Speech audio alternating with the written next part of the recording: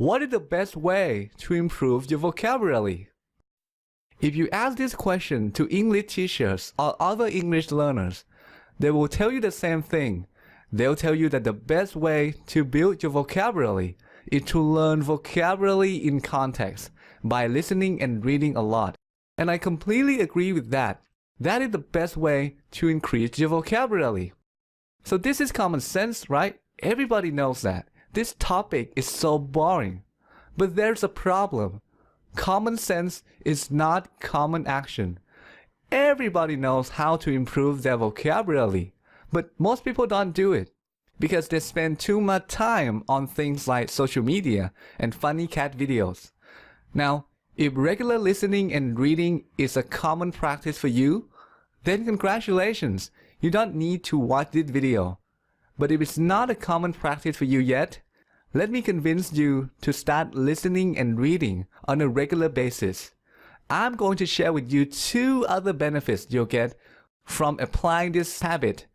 I'm also going to share with you some listening and reading materials at the end of this video.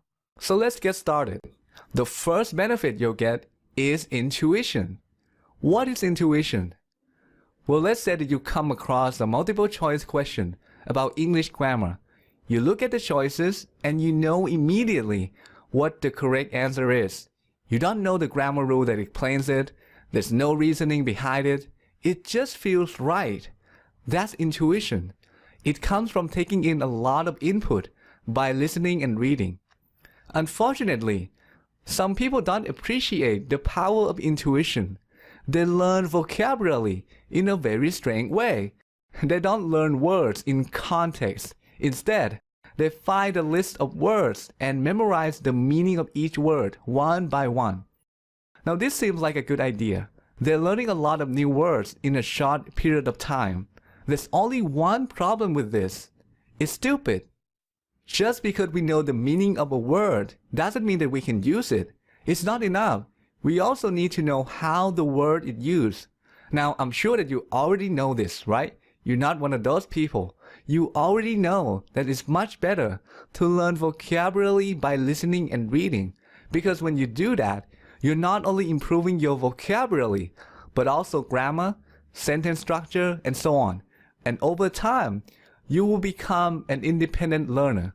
It means that you have the ability to improve your English without help from other people.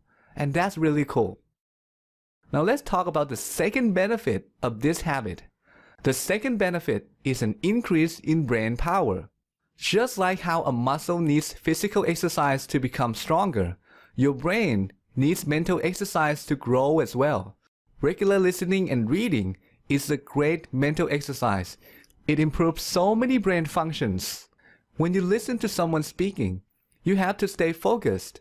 This improves your attention. And if they're speaking really fast, you're also training your brain to process information faster, which leads to better comprehension. Reading is great too. It improves your memory. When you read a novel, you need to remember lots of details like the names of the characters, their backgrounds, the plot, and so on.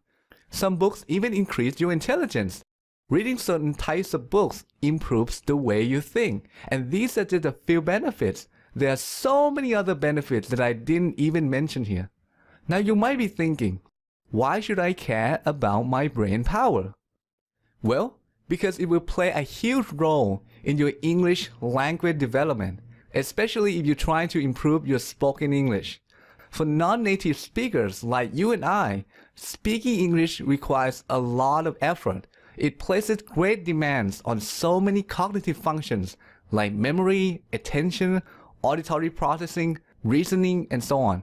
So if you want to speak English well, you're going to need to have a strong, healthy brain with lots of power.